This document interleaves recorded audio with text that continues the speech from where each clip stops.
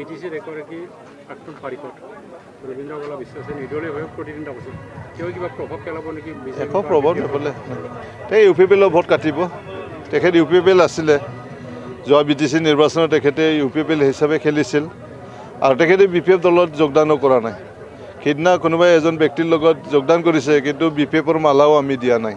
গতিকে তেখেতে B P এফৰ ভোট কোনো মানে খেতি কৰিব নোৱাৰে বিজেপিৰ ভোট খেতি কৰিব নোৱাৰে তেখেতে খেতি কৰিব ইউ পি পি এলৰ ভোট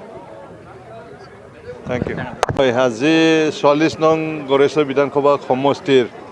আমাৰ এন ডি এৰ প্ৰাৰ্থী ভিক্টৰ কুমাৰ দাসৰ বাবে তেখেতক জিকাই নিয়াৰ কাৰণে আমি এটা কাৰ্যালয় লৈছোঁ শুক্লাই চেৰফাং সমষ্টিৰ নাওকাটাত মুখ্য কাৰ্যালয় কাৰণ এই শুক্লাই চেৰফাংটো মাজত হয় গড়েশ্বৰ সমষ্টি আৰু নাগৰিজুলি তাৰ মাজত শুক্লাই চেৰফাং সমষ্টি গতিকে মিডিল এৰিয়া হোৱাৰ কাৰণে মুখ্য কাৰ্যালয় ইয়াতে পাতা হৈছে আৰু এইটোকে খুব উদ্বোধন কৰিলোঁ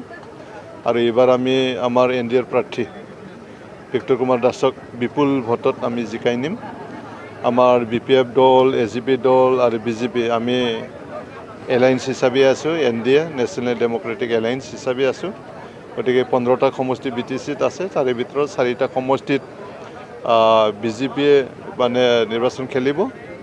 আৰু 11খন সমষ্টিত বি পি এফ দলে মানে নিৰ্বাচন খেলিব গতিকে 4খন যিটো সমষ্টিৰ ভিতৰত আমাৰ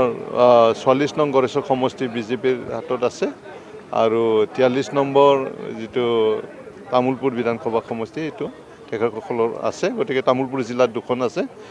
দুয়োটাকেও আমি মানে বিপুল ভোটত জিকাই নিয়াৰ কাৰণে আমি কাম কৰিবৰ কাৰণে ইয়াতে ৰণকৌশল কৰিবৰ কাৰণে আজি এই কাৰ্যালয়খন লোৱা হৈছে